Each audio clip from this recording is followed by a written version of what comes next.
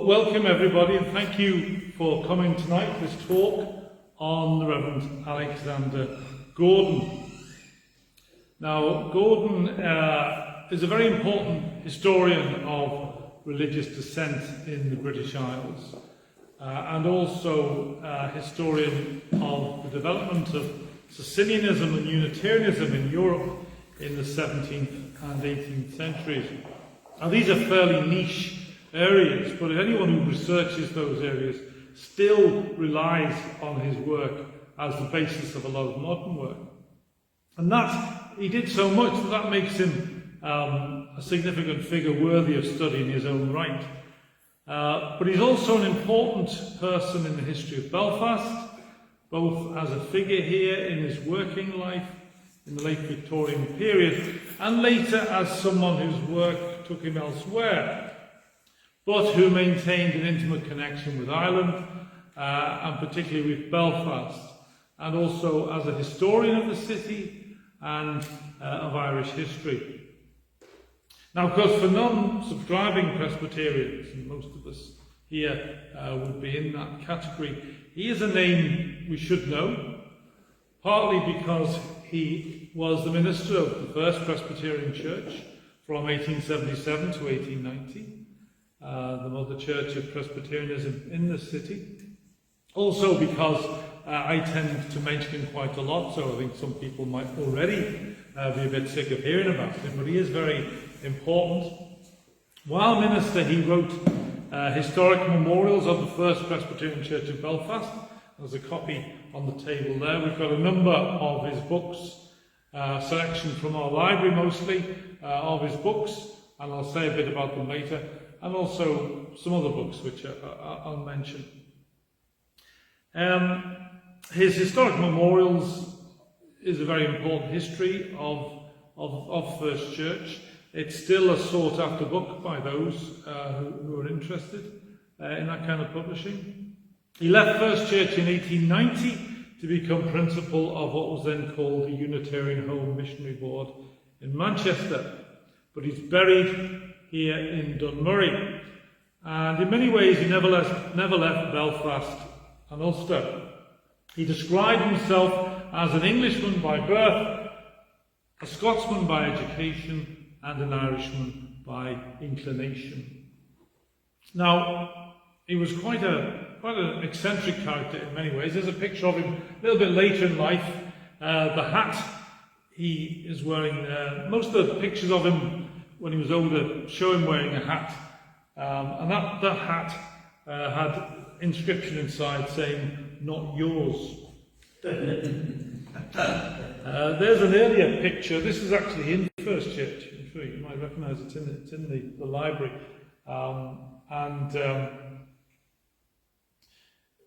this is from the time he was minister in Belfast. He always signed his name the same way, ALX Gordon. Well, let's have a look at who he was. He was born in Coventry in 1841, where his father, John, was the Unitarian minister.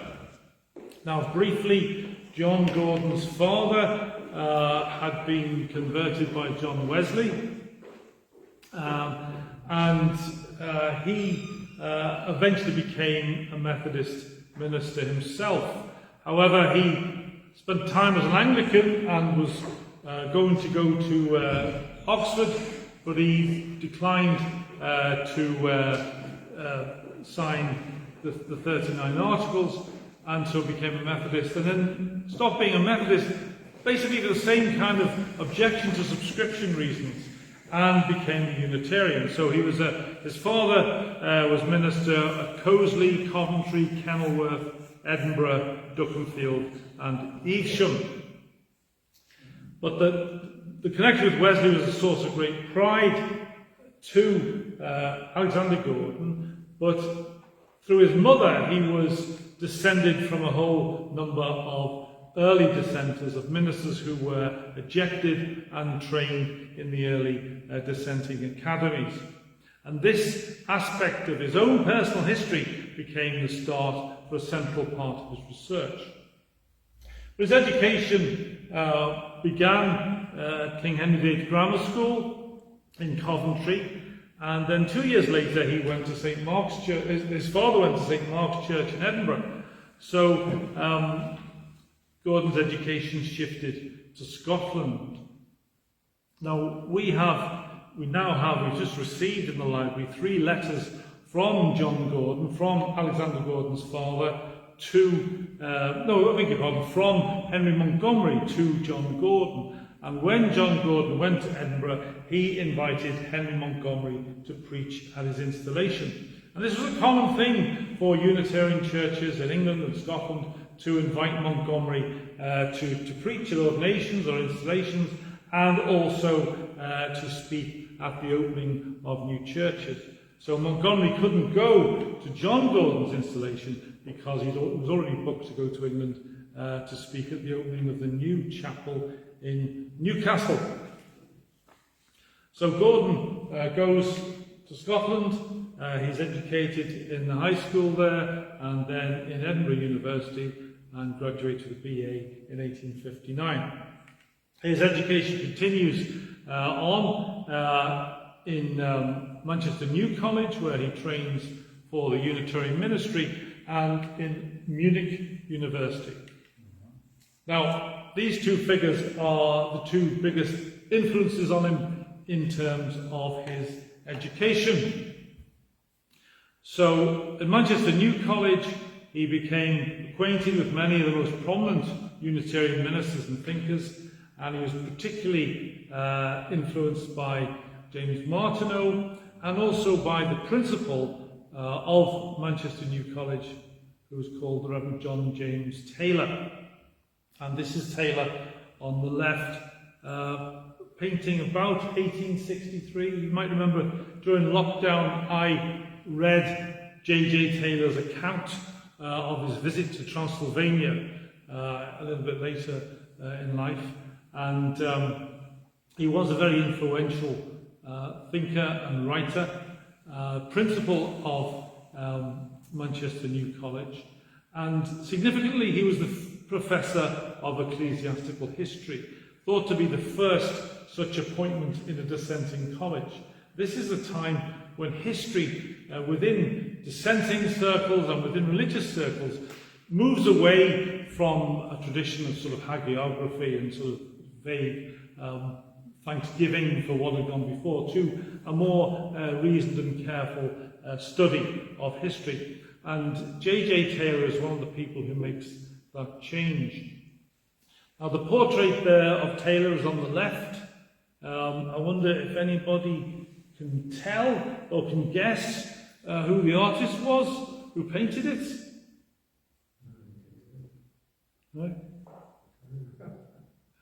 Well, I'm not expecting everyone to be an art historian, but we have a painting here in the church by the same artist. Montgomery's? Sorry? Montgomery's? Yeah, Montgomery's.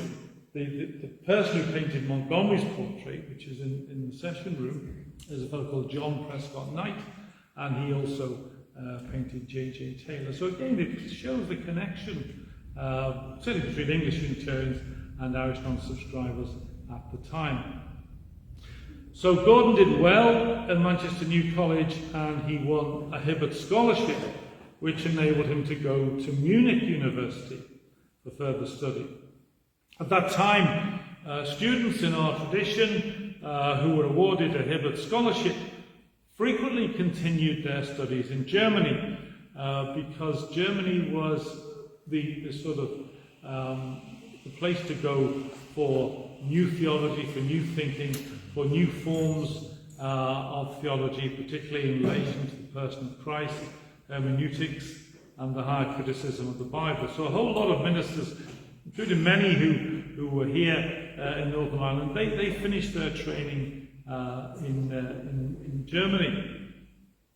And Gordon went to Munich deliberately so he could study under the person on the right, the photograph there of the rector, the future rector of Munich University, Ignaz von Dollinger. Now, von Dollinger, very formidable looking figure there, was a liberal Roman Catholic scholar, a friend of Gladstone, a friend of Lord Acton, who was later excommunicated for opposing the doctrine of papal infallibility. But he was also one of the founders of the new school of scientific and critical historical research. And with a fellow called Leopold von Ranke, he espoused the importance of source-based history, of the value of archival research and the analysis of historical documents. So this reliance on primary sources was allied to a deep commitment to the value of truth and to the sovereignty of freedom of conscience, which is why, although he was an entirely orthodox Roman Catholic scholar, he ultimately fell foul of the papacy. So Gordon's connection with Dullinger was to have a tremendous influence on his future work. It gave him the intellectual apparatus which he was to use for the rest of his life. After his study in Munich, Gordon had a Hibbert Fellowship, which enabled him to go back to Edinburgh, where he studied for an MA. So let's look at his first ministries. There they are in order: Aberdeen, then Liverpool, then Norwich, and then First Church, Belfast. This is the earliest photograph of Alexander Gordon. It was taken by a photographer called W. Keith in Lord Street, Liverpool, in about 1863. So he's about 22 in this picture. And by that age, he already had acquired a BA and MA from Edinburgh and spent 3 years also working in Munich. So he began with a year more or less in Aberdeen, which was probably sort of fitted in around his studies. But on the 31st of December 1863, he was installed as the minister of Hope Street Church in Liverpool. Service conducted by Charles Wicksteed, who was a very significant figure, James Martineau, and John Hamilton Tom, who was the son of the minister in Newry. And these were probably the three most significant Unitarian ministers in Britain at the time. Now this was what's called a collegiate charge, and he was installed there effectively as assistant and successor to Charles Wicksteed. In the church built for James Martineau, and that's the church there. If anyone has ever been to Liverpool and been to the Catholic Cathedral and the Anglican Cathedral, this church was exactly midway between the two, where they are now on Hope Street. And had it survived, it would have been in a pretty well excellent position to benefit from the floods of tourists and from the increased religious interest because of the two 20th century cathedrals. It's a big, wealthy congregation in Gordon's day. Ship owners and merchants belonged to it. Wicksteed, Martineau and Tom were at the forefront of a new form of Unitarianism, highly intellectual, deeply devotional, but moving away from the biblical certainties of previous generations. Now, it was a well-paid position, but it wasn't an easy position. He was effectively the assistant and successor of Charles Wicksteed. And Wicksteed lived, although he was minister in Liverpool, he lived in St Asaph in North Wales. And once a fortnight, he got his horse and carriage out and he drove in great style from the countryside of North Wales into Hope Street, took the service, preached an erudite sermon, had his lunch and went back to North Wales. And Alexander Gordon was left to do all the work. So it wasn't a position that was particularly comfortable for him. But while he was in Liverpool, he met his wife, and that's his wife, again, I think, taken in about 1863, probably in her early 20s. That's Clara Maria Bolt. Beg your pardon, this is 1872. They were probably in their early 30s when they got married. Clara Bolt was a member of quite an important Unitarian family in Cheshire. If you've heard of the famous musician Sir Adrian Bolt, this was the same family, and they often, through the generations, married into significant figures in the ministerial world. But they got married in 1872, and immediately they left for Norwich for the Octagon Chapel. That was a less well-paid ministry, but I think he probably appreciated the chance to be in charge of his own church, and also helped to establish the new congregation in Cambridge. So he was there in the Octagon Chapel for a few years. One of the interesting sort of sidelights in the history of the Octagon Chapel is that the minister was the Rev John Taylor in the 18th century. And later, when Gordon was installed in First Church, one of the things he remarked was that there was a portrait of Taylor in the vestry in First Church. And I think there might still be a picture of Taylor. I think there is in fact a picture of Taylor it's in the library now. But Taylor's theology was a big influence, and when Wesley preached in First Church, after a number of times getting a rough reception in Belfast, he complained that too many people there were followers of John Taylor. But he was in Octagon Chapel in Norwich for a few years, and after a while the opportunity came to move to First Church. So, as in Liverpool, he was appointed effectively as the assistant and successor, in this case to the Reverend John Scott Porter, who was a pioneer biblical scholar and theologian. Now, John Scott Porter had been a minister there since 1831, so he was then of quite an advanced age, and although it was a similar position to what he was in Liverpool, John Scott Porter was effectively retired and was in the background while Alexander Gordon took over. So here's the cover of his service of installation at First Church. That's an interesting little book. I'm sure there are copies in First Church, but it shows who took part in the service, and the charge the minister was given by his father, the Reverend John Gordon. And then in the evening, the entire congregation went to the music hall for a sort of feast, and then a whole night of speeches. So it must have been a grueling day, really. Anyway, he's installed in First Church. It's a much more suitable and much more congenial settlement for him than any of his previous ministries.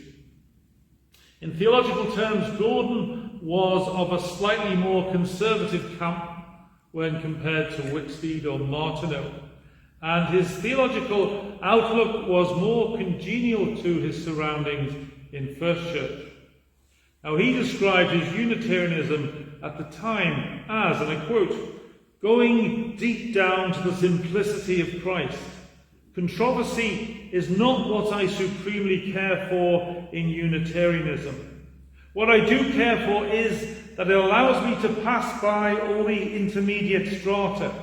It allows me to go direct to Christ and to take him as my master, my example, my inspirer, and as the spirit of truth and of peace to my heart and to my soul." So that's a sort of indication of his theological outlook. But it's important to note that in ministerial terms, Gordon was an innovator, a moderniser. In Belfast, he presided over the commencement of evening services, something which wasn't possible before the invention of gas lighting. He instituted the first harvest services, something we take for granted ever since, but which were a new thing then. He was concerned with the institutional development of churches, In Belfast, he built the central hall, the original central hall, to house these activities. And in both England and Ireland, he was always seeking to reform church structures to make them more effective for the propagation of his beliefs. Now, here's a picture of him when he was minister in Belfast. This was taken by the photographers Marius and Vivash, who operated from Ann Street in Belfast. But a good picture of Gordon at the height of his powers in Belfast. Now, in Belfast, a lot of administrative responsibility fell on his shoulders. In the initial decades after the expulsion of the Remonstrant Synod from the Synod of Ulster in 1830, non-subscribers had achieved considerable growth and seemed to be flourishing as a group at the cutting edge of theology. But from the 1860s onwards, they slipped into an extended era of internal conflict. So the churches in the south were represented by the Synod of Munster, but the Presbytery of Antrim in the north, slightly before Gordon came, had split in two. So the historic Presbytery of Antrim continued, but the more conservative elements left to form the northern Presbytery of Antrim, which was the presbytery that Gordon belonged to.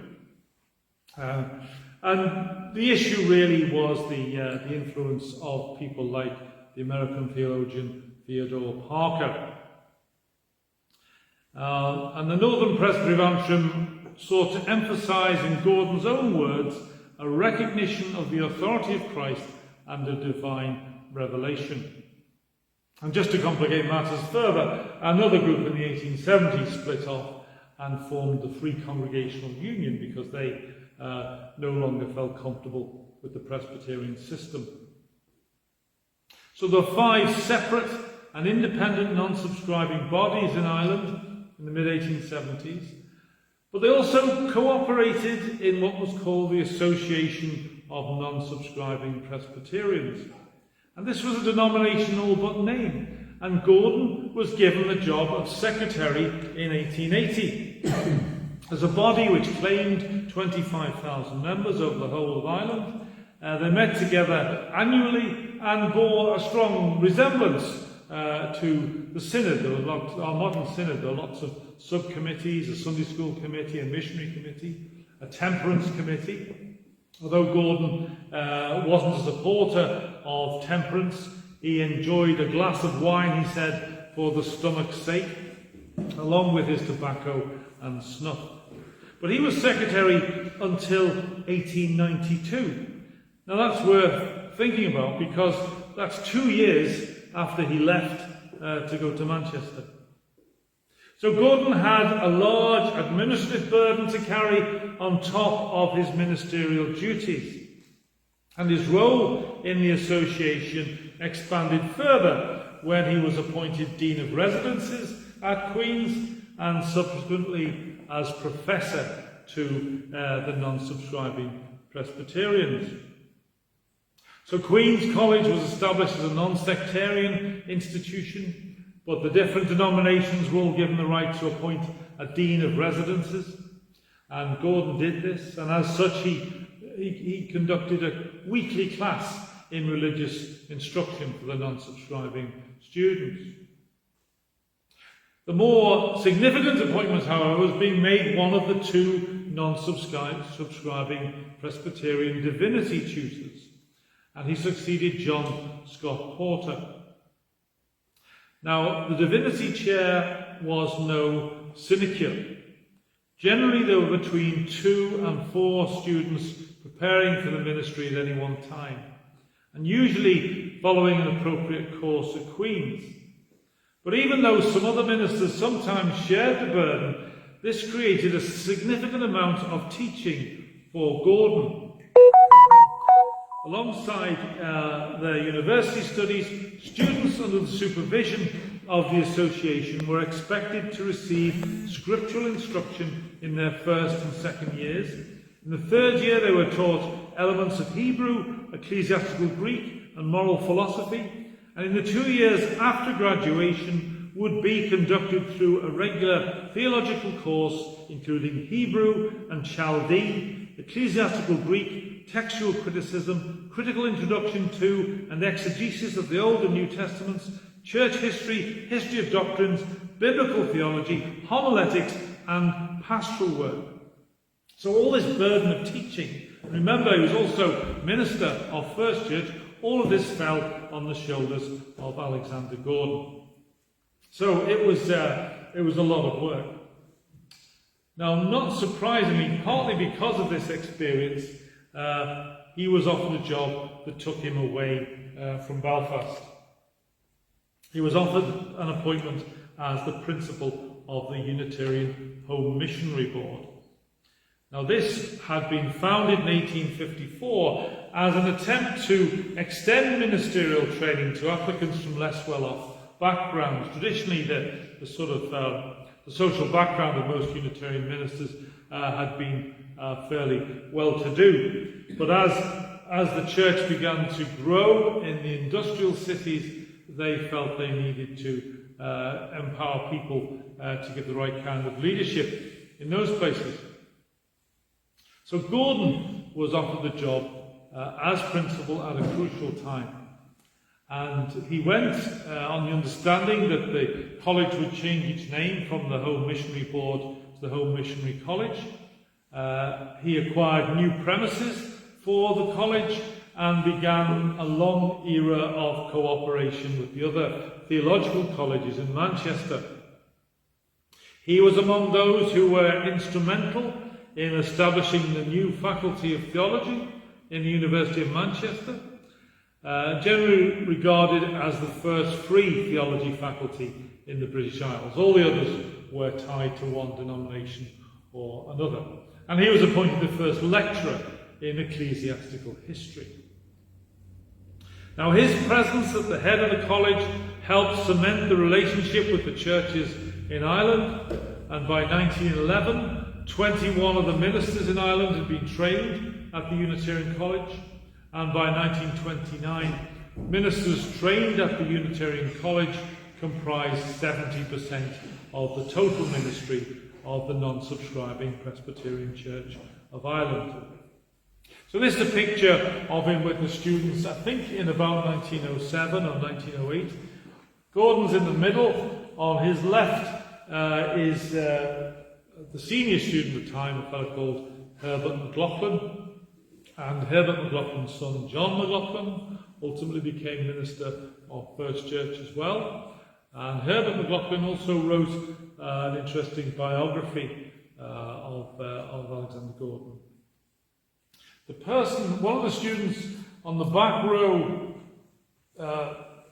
second from right, that's a person called Victor Grayson, who was training for the ministry at the time. And just a few years later, Victor Grayson had the distinction of being the first Member of Parliament to disappear. You might remember in the 70s, John Stonehouse was the second Member of Parliament to disappear. Well, Victor Grayson was the first. And while he was a student, so I'm going off script a bit, but while he was a student, he became a very radical socialist and was elected the MP for Colne Valley. And he's the only person who has been praised, or at least caught the attention of both Lenin and Alexander Gordon. And you can read about him on my blog.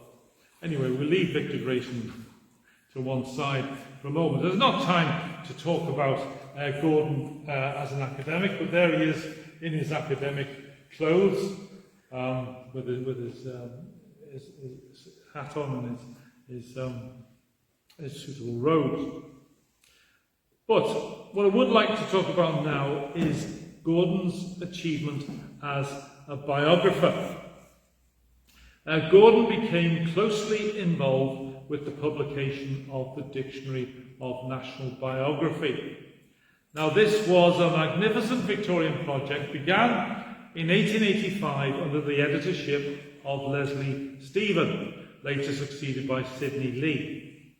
And this aimed to collect biographies of every individual from British and Irish history, whether good or bad, as long as they made some impact on history.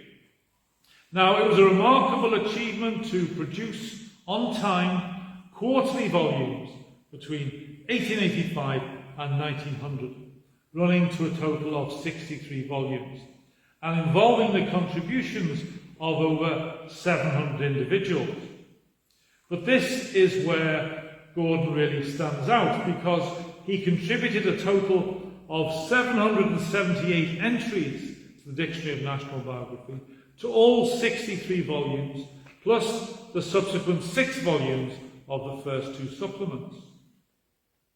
Now, a scholar called Geoffrey Nuttall counted his articles as covering about 750 pages, or 1 3/4 of a volume of the DNB. And I brought along on the back of the table there are 4 volumes of the DNB, so you can see the size of the books concerned. If you have a look inside, you can see the tiny printing and the 2 columns on each page. And so Gordon's contribution was about 1 3/4 of those 63 volumes.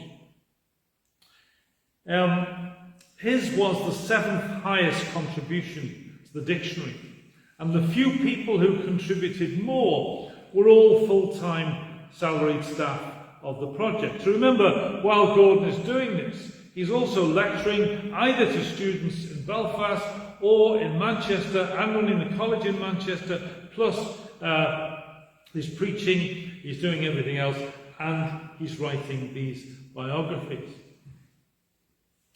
And each entry required meticulous research, and he began work writing to archives, libraries, universities, scholars, and relations of the subjects he was researching. So, in 1885, he contributed 33 entries ranging from the letter A to the letter B, and including Patrick Adair, key Presbyterian minister in 17th century Ulster, Eilnoth, an 11th century monk and hagiographer, Caleb Ashworth, a dissenting minister in England, George Benn, the historian of Belfast, a member of First Church and a friend of Gordon's. And each year he continued in this vein, with 100 entries contributed in 1886, 30 in the next year, 28 in 1888, and 48 in 1889, making a total of 239 articles submitted to the DNB before he left to take up his principalship in 1890. And it must be noted, this was alongside a vast number of articles, reviews, papers, published sermons and lectures, and numerous notes in many other journals, particularly in the Christian Life, and also the Disciple. Now, the Disciple was a short-lived journal which he edited from 1881 to 1883, and there's an example of the Disciple. He also published extended biographical studies of some figures in these journals, such as, for instance, a fuller and more personal biography of George Benn in The Disciple. So this magazine, which was the only non-subscribing Presbyterian magazine at the time, is important for historians for a lot of Gordon's work. But in the DNB, by the time he left in 1890, he'd only reached the letter G, and thereafter continued throughout with this punishing schedule of alphabetical entries. Gordon demonstrated considerable expertise in this field of work, and his biographies are generally regarded as high-quality examples of the genre. Indeed, they have stood the test of time, and many provided the basis for the entries on the same subject when the Oxford Dictionary of National Biography was republished 20 years ago. Now, for someone whose working week must have been dominated by pastoral, ministerial and church concerns, his prodigious output for the DNB is all the more remarkable. And you can get a sense of his forensic approach to biographies from something he said in one of his lectures. He said, "Now it is the privilege and almost the prerogative of minutiae, that to them belongs much and momentous significance. The analogy of the grain of sand that blinds the eye, the spark that fires the mind, the pinprick that entails death and destruction, forbids us to think of any causes which breed real events as trifling. To dismiss niceties as petty is to fail to understand life. Only by securing exactitude in minimis can the stern, persistent resolve, nay, the uncompromising, inappeasable strife with which wise men toil after truth, reach and attain any kind of permanent satisfaction. In his inaugural lecture delivered at the opening of Manchester Faculty of Theology, Gordon made a case for the biographical method in theology. The study of the course of theology introduces us not merely to a current of ideas, but to a procession of persons. The formation alike of dogma and of doctrine is in great part due to the pressure of human circumstances and the action of human characters. It is here that biography comes in. So he goes on to say, even the creation of something like the Nicene Creed could not be ascribed to abstract considerations, nor to the action of the Holy Spirit, but rather, he says, we must bring into clear view, at any rate, the personalities of those prominently engaged in various ways on this momentous settlement. Now, in First Church there is a memorial to him, and many of you will know it. And of course, this was only put there relatively recently in 1967. And one of the things it emphasises is that he was a biographer. And this is very much the essence of his character. And his contributions to the DNB are notable for the breadth of his interests, going from the 11th century to the 20th century, and covering not only many significant Unitarians, but representatives of every branch of the Christian Church. So his subjects include John and Charles Wesley, George Whitefield, and George Fox. He was the author of biographies of important Scots Presbyterians, such as Andrew Melville, Alexander Henderson, and Ebenezer Erskine, as well as leading English Congregationalists like William Roby and Thomas Raffles. Gordon was an expert in all sorts of minor sects, such as Swedenborgians, Sandemanians, Muggletonians, and Christian Israelites, and wrote on leading figures in all of these groups. In addition, his biographies include a large number of pre- and post-Reformation bishops from all over the British Isles, and had a geographical spread from Orkney to Cornwall and from County Cork to East Anglia. Now, women are seriously underrepresented in the old DNB, and Gordon's work reflects this. It includes only 13 entries with women as the subject. But these include Lady Godiva, Anna Letitia Waring, the hymn writer, Joanna Southcott, the prophetess. He also wrote the biography of Sarah Lady Hewley, a member of St. Saviour Gate Presbyterian Chapel in York, whose charitable legacy became the cause of extensive legal conflict between Unitarians and Trinitarians in the 19th century. Other unusual figures he covered were Matthew Hopkins, the Witchfinder General, Lancelot Capability Brown, and Edward Whiteman, the last person to be burned for heresy in England in 1612. Now, the late Professor R.K. Webb was given the task of managing Gordon's Unitarian entries for the new DNB. Among other things he noted was that of the articles for which he served as either reviser or replacement author to Gordon, he did not catch him out in a single factual error. With regard to Ireland, some 98 of Gordon's subjects were either Irish or had close connections with Ireland. In his analysis of Gordon's massive contributions to the DNB, R.K. Webber suggested that, a quote, if there is over-representation among Gordon's subjects, it probably includes the Presbyterians of Northern Ireland. However, the total number of subjects contributed by Gordon that could be classified in this way comes only to 36. And this includes subscribers, non-subscribers, seceders, United Irishmen, and most of them significant figures in their day, including both Henry Montgomery and Henry Cook. Gordon's Irish entries also include figures connected with early printing and publishing in Belfast, James Lowe, Francis Joy and Patrick Neal, as well as we've seen George Ben, the first historian of Belfast. Another figure covered by Gordon was Joshua Jacob, the founder of the White Quakers in 19th century Dublin, a puritanical breakaway from the Society of Friends who wore undyed garments.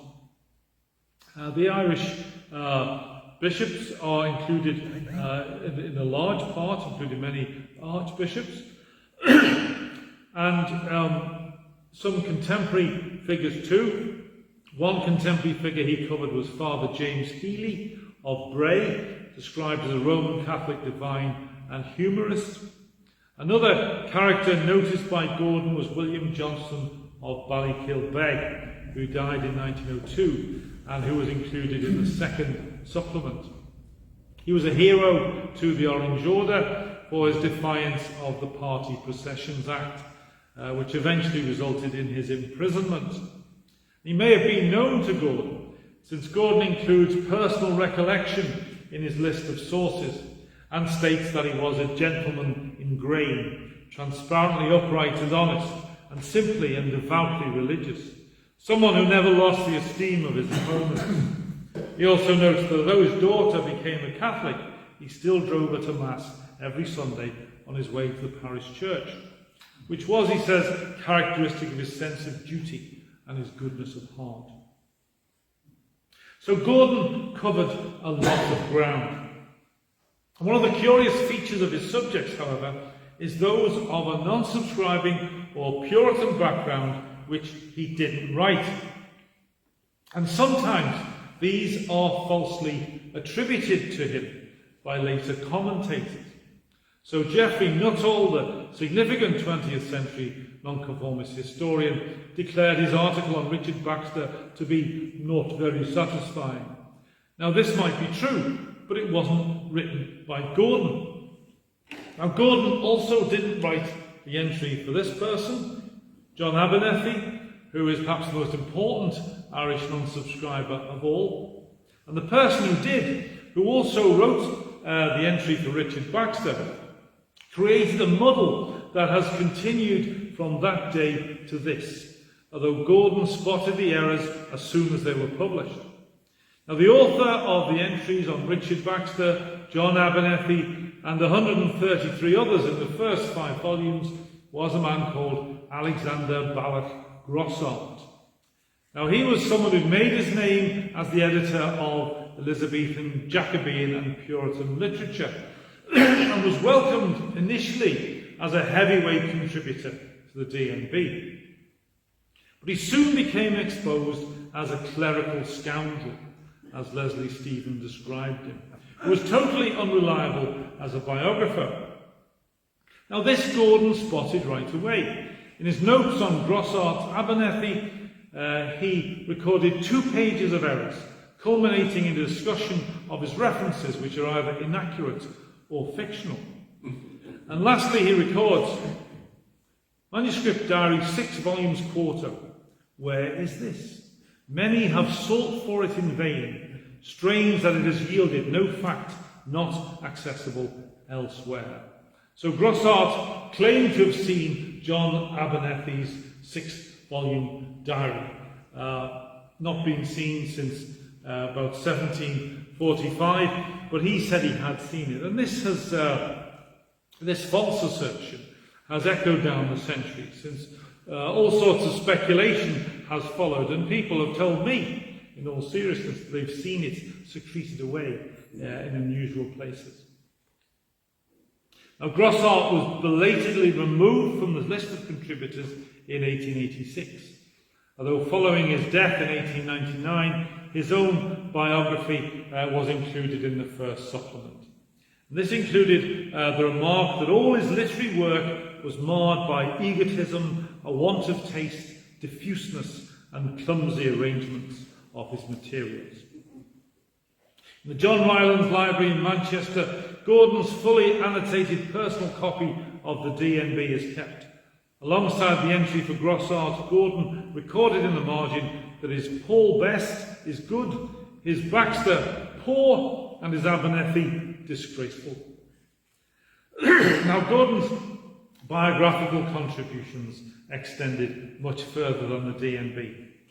He contributed more biographical pieces and many other articles to other journals, especially the Christian Life, from 1876 to 1928. He also contributed 3 biographical studies to the centenary volume of the Belfast Literary Society, and particularly we should note his contributions to the Encyclopaedia Britannica, which gave him the opportunity to share with an English-speaking audience his extensive knowledge of the radical European Reformation. And Gordon contributed 39 articles to the 11th edition of Encyclopaedia Britannica, the vast bulk of them covering European scholars and divines, German, Swiss, Dutch, Spanish and Italian. Early on he wrote an article entitled The Sozzini and Their School, which was a discussion, an investigation of the background of the Sozzini brothers in Italy, principally Faustus Socinus, the founder of the theological stream known as Socinianism. Unfortunately, all this was intended as a book, but it was never produced, which is a shame because most of the study of that kind of area is done by people who don't write in English. And had he produced that book just before the First World War, it would be very valuable today. Now, amongst Gordon's more substantial publications were his editing of the complete works of William Ellery Channing in 1884, and there's a copy of that on the table there. Histories of the congregations of Duckenfield, Failsworth, Islington, Atherton, Hale and Temple Patrick. His addresses biographical and historical, which brought together 10 of his later important lectures in 1922, and his Heads of English Unitarian History, both on there. His main works, however, were his editing of Freedom After Ejection, a review of nonconformity in England and Wales in the 17th century, and another book called The Cheshire Classis, his editing of the minutes of this body, this early English presbytery, again including a substantial commentary and a detailed biographical index. And these are both essential textbooks for students to this day. Gordon's published output was prolific, it was varied, and it was all of a very high standard. In 1883, the newly discovered Greek text of the Didache, the teaching of the 12 apostles, was published, and Gordon was one of the first to translate and publish this text in English translation in the following year. Now, Gordon always preached or lectured extemporaneously, and that's without notes, of course, and that's not necessarily a good thing in most people. And to be a good extemporary preacher usually involves much more preparatory work than to preach from a text, and it's the same with a lecture. But Gordon was one of these people with an extraordinarily retentive memory, and also the ability of complete recall, so he could lecture fluently and accurately without notes, perhaps like A.J.P. Taylor, who did a lot of this on television in the 60s and 70s. And it was a facility he retained right up to his death. Now, Gordon's linguistic abilities were considerable, as well as Latin, Greek and Hebrew. He was fluent in French, German, Spanish, Italian and Dutch, and had a fair degree of competency in Hungarian, Irish and Welsh. And Gordon's knowledge was in high demand by many, and a great many articles and books contain thanks to Gordon for reading drafts of their work for publication. Now, consequently, a positive review from Gordon of a new book was a much sought after boost. But Gordon did not give unqualified praise. And if he saw errors or deficiencies in anyone's work, he was not afraid to express it.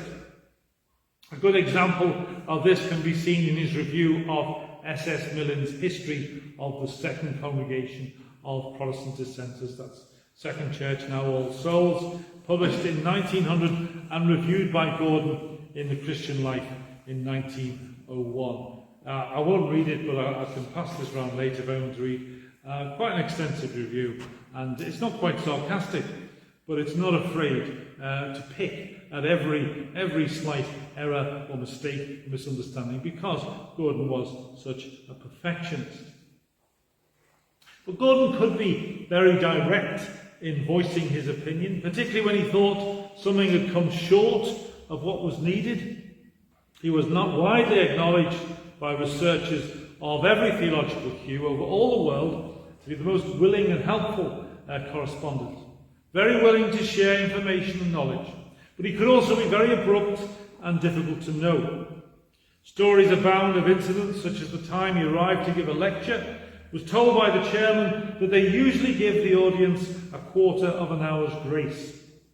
He promptly stood up and gave his talk, ending with the statement that "Your chairman tells me he always gives you 15 minutes grace. He may give them to you now," before walking straight out of the hall.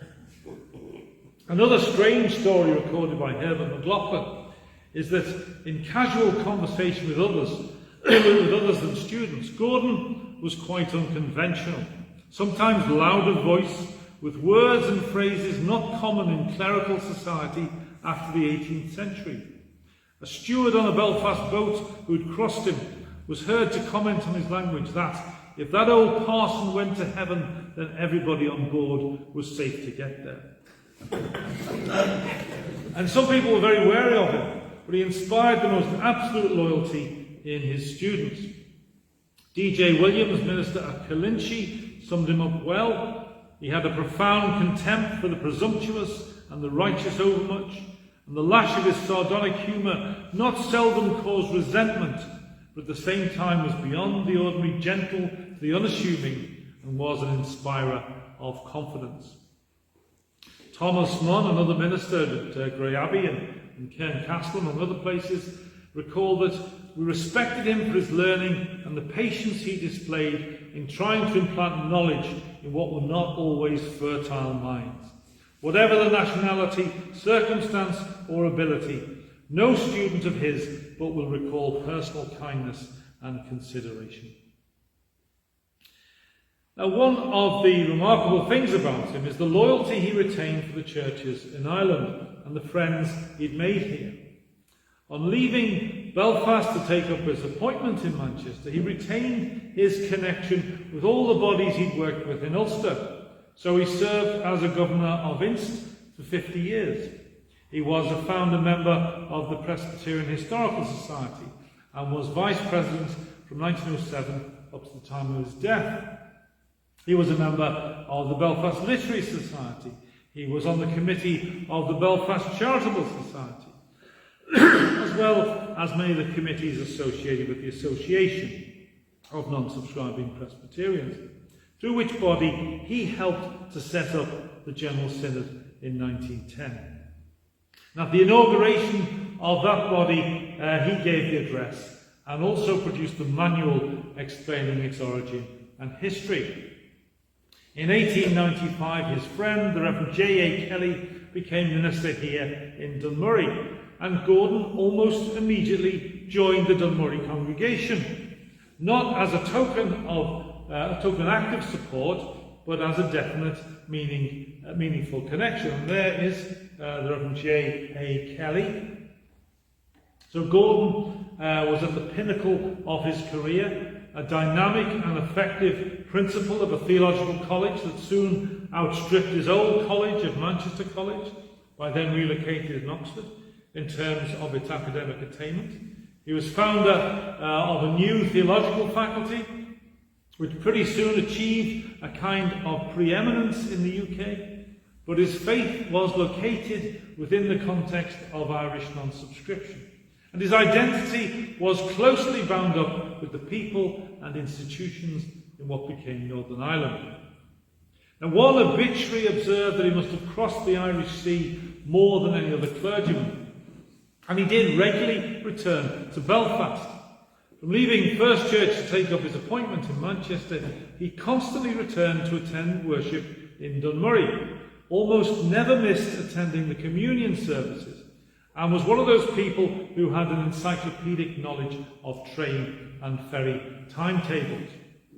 Indeed, the one occasion when he missed communion in Dunmurry occurred during the First World War, when an unexpected change in the train timetable left him stranded in Dublin overnight. And he must have enjoyed train travel. He kept every train ticket he ever received from his travels in the British Isles.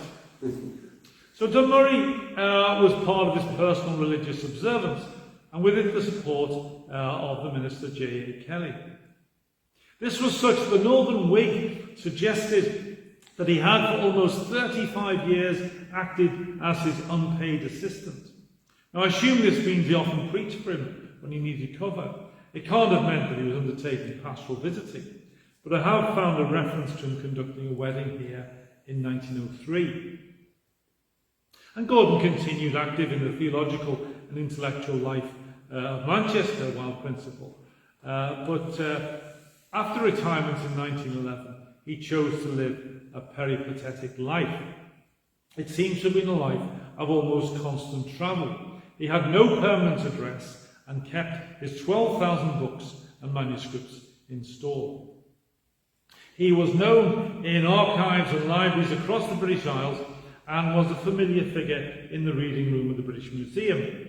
At his invariable place, surrounded by beloved books, mostly of the antique class, or alertly tracking down in the catalogue some hitherto unsearched corner of the field which he had so long explored, as a tribute to his 80th birthday recorded. Now, one of the things I am working on at the moment, and maybe time just to briefly mention, is Alexander Gordon as a travel writer, because he was both an habitual and an intrepid traveller, and he lived in an era when railways had opened up the possibilities of travel, and this was an opportunity he embraced with great enthusiasm. He never travelled just for travel's sake. He never went anywhere just for the journey. Every journey had a purpose linked usually to his researches or to his ministerial calling and his theological interest. But he enjoyed travel and seems never to have been still. In Belfast, he was a member of the Natural History and Philosophical Society, and in 1889 he gave him a paper on Spanish travel, a country he travelled widely in, mainly following the footsteps of Michael Servetus, the 16th century theologian.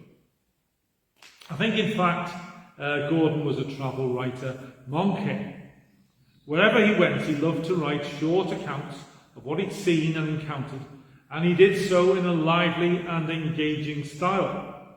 Now, these have never been collected together in any book, but a trawl through the various journals he supported with his erudition displays various articles about his travels, sometimes as an introduction to the discovery he made in some obscure Central European archive or at the site of a remote gravestone, other times just for the pleasure of describing the environment. Now, clerical travelogues are possibly an overlooked late Victorian literary genre. Gordon's Belfast non-subscribing colleague James C. Street, the second congregation, fell into ill health in the winter of 1874. To help him recuperate, the congregation packed him off to the Mediterranean for 4 months. And on return, a series of well-attended lectures on his travels were soon knocked together as Winter Travels in Sunny Climes, and published in Belfast by William Henry Greer.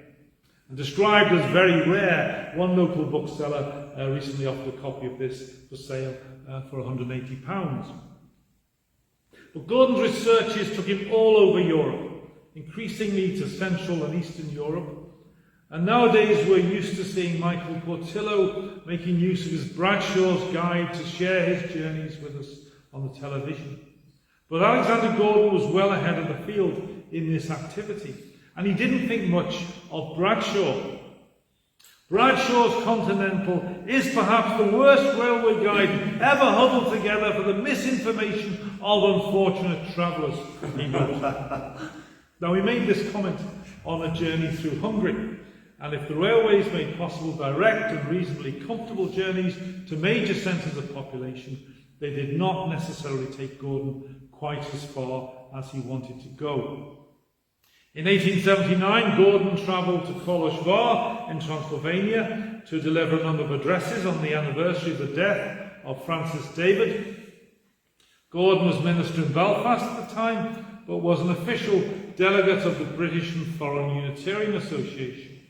He brought an official address from them, along with no less than 3 addresses from the various branches of the non-subscribing Presbyterian Church of Ireland.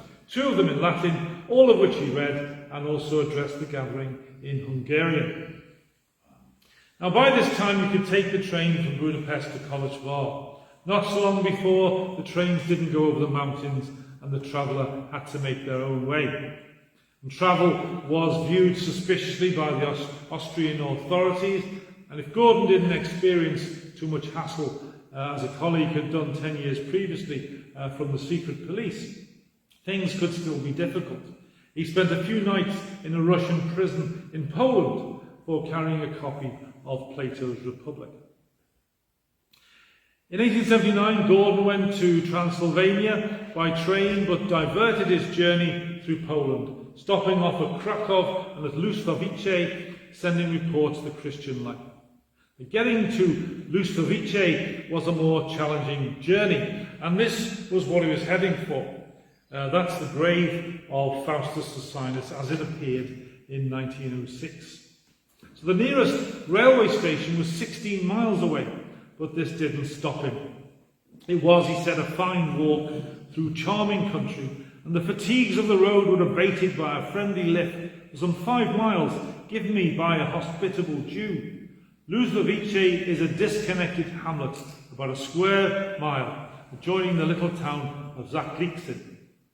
And the Catholic priest of Zakliczyn told me all I wanted to know about this place and volunteered to be my guide to the tombstone. So we went to visit this tombstone in the most obscure part of Poland imaginable. Now it's still there today. This is what it looks like today. Sue and I were there about 6 years ago, and in the 1930s some Americans put a sort of little building around it.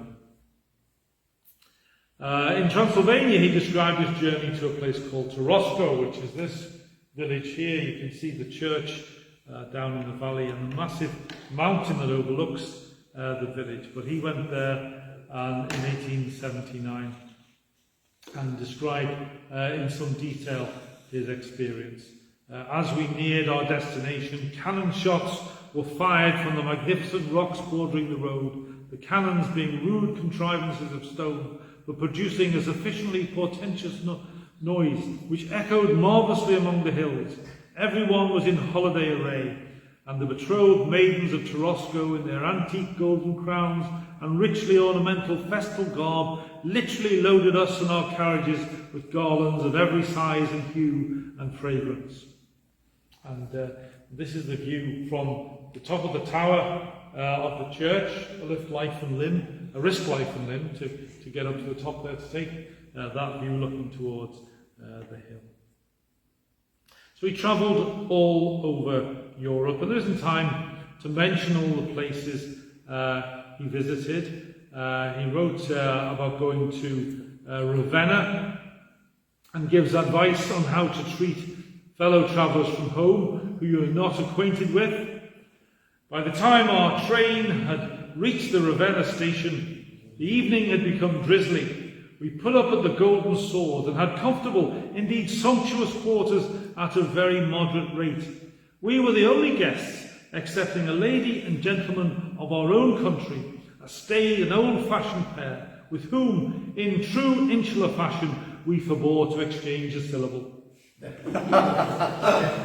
And then after that he gives valuable advice on how best to deal with mosquitoes.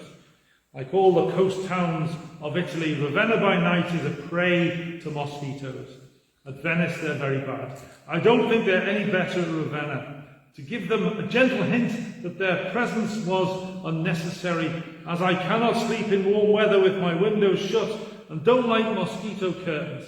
I put a certain powder in a saucer and set fire to it. The pleasing fumes of burning snuff diminished the number of my booming visitors.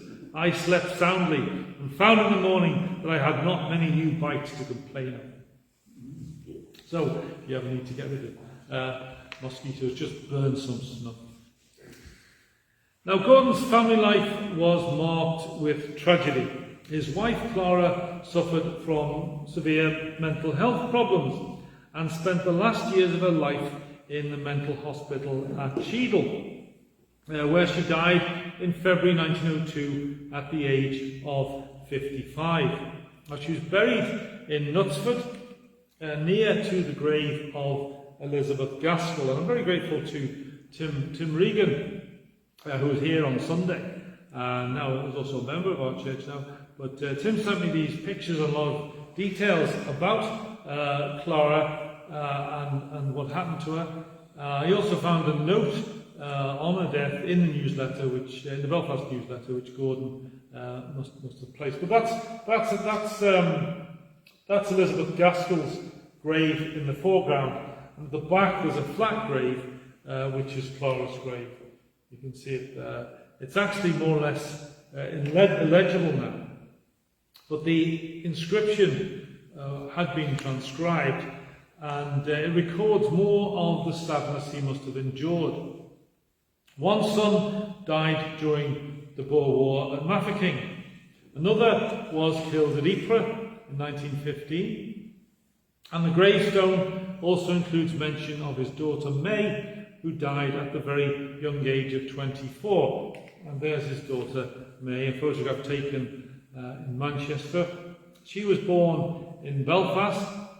Nevertheless, at the end of her life, was living in Rostrevor, and when she died, was buried in our church graveyard at Warren Point.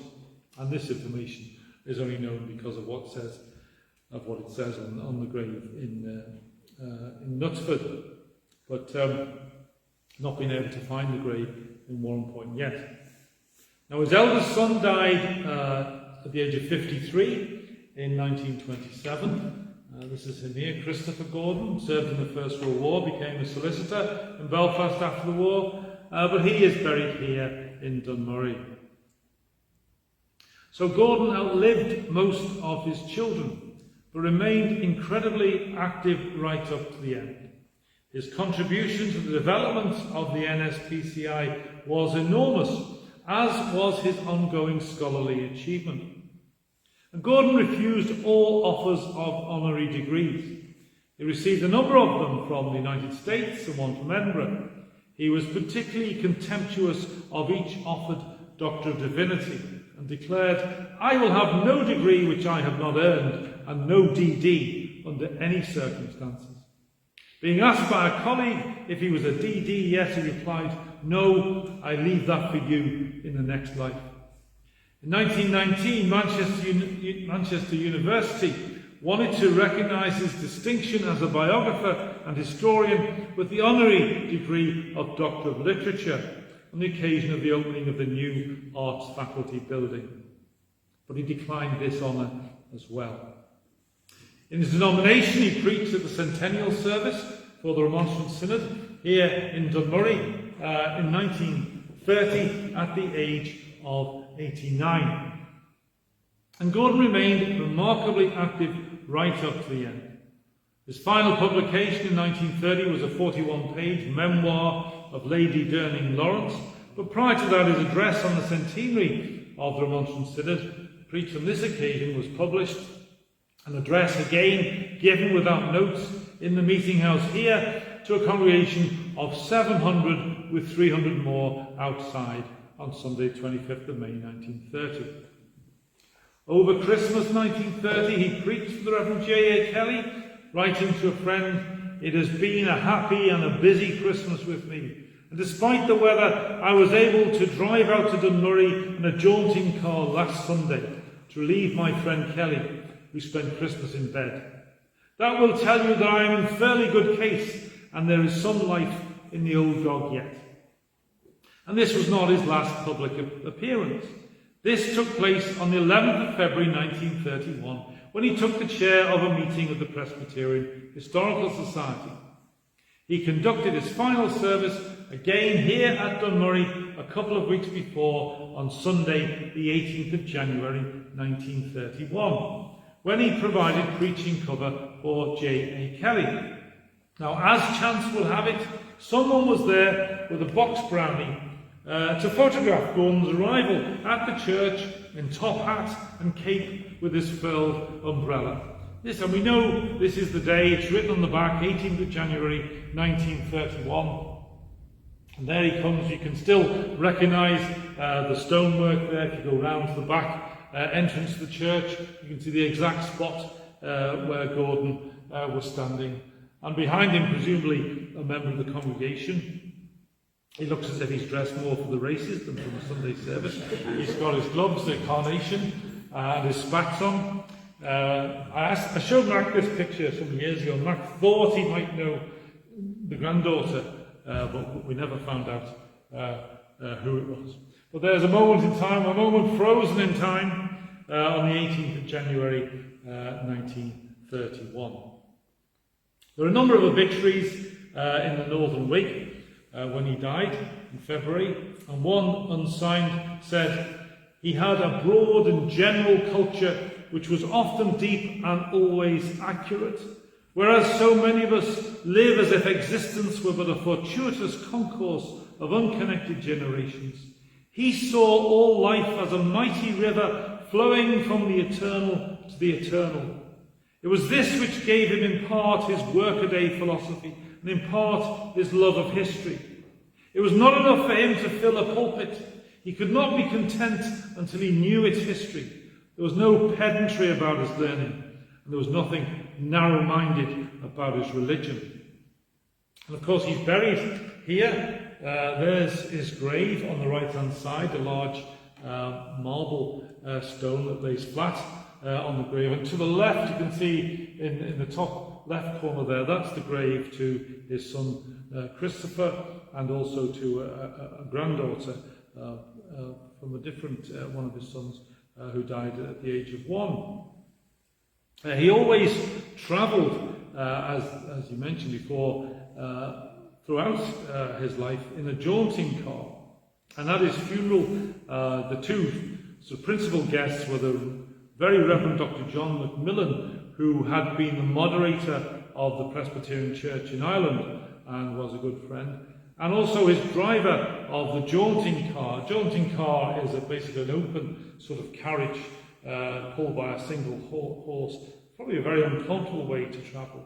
But he never got to like motorised transport, so he always travelled in this jaunting car. And the driver of the jaunting car is called a Jarvey, was a friend, and he drove him for 50 years. And the Jarvey was also at the funeral, and you can see the grave in the front there in the middle, in the context of the church. So I think that's perhaps the appropriate place to stop.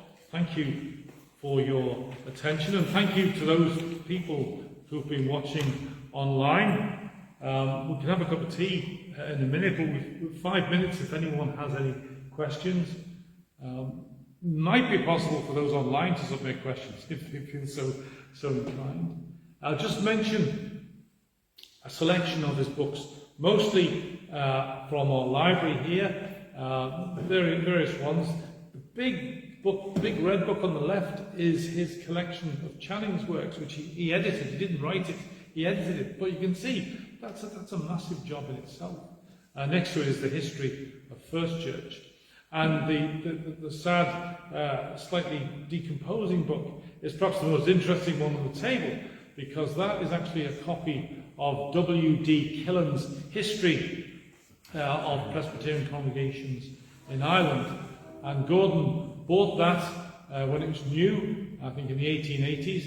He had it rebound and filled with blank spaces, and he filled the blank spaces with his observations, comments, cuttings, notes, and other details, all connected with W.D. Killen's work. So it's really a combination of two scholars' work on that subject, and as such is very interesting indeed.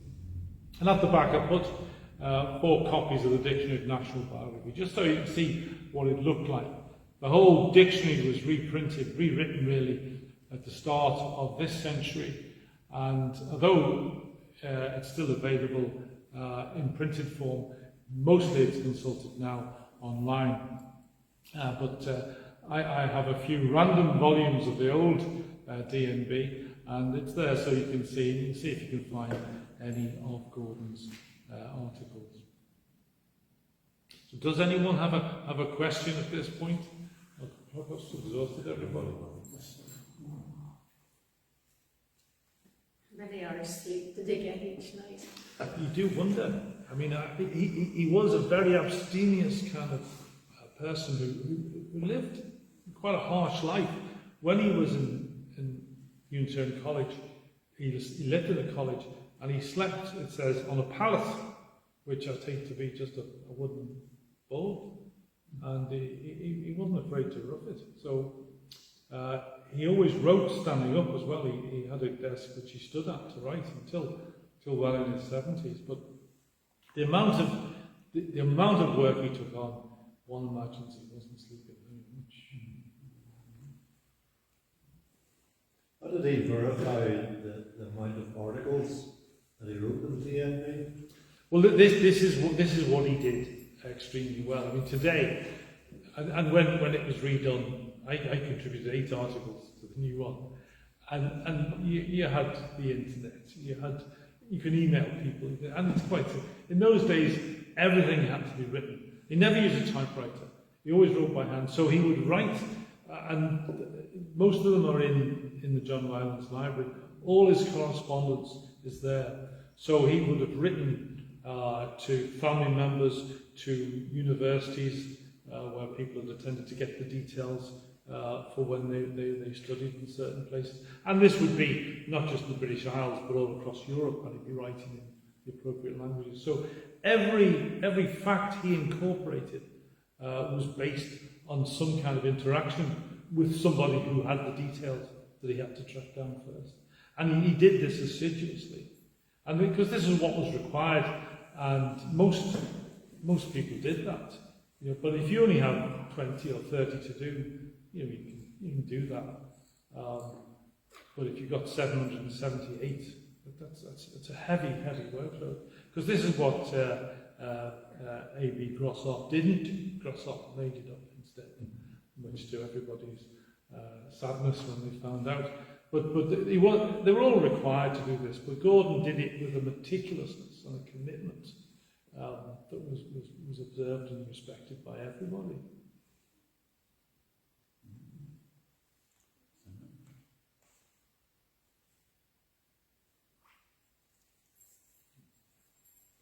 Well, as I say, have a look at the books over there. That's by no means all of his books. He was a very interesting person. There's a whole lot more I could have said, but perhaps this is a good point to stop, to have a rest, and invite everybody to a cup of tea.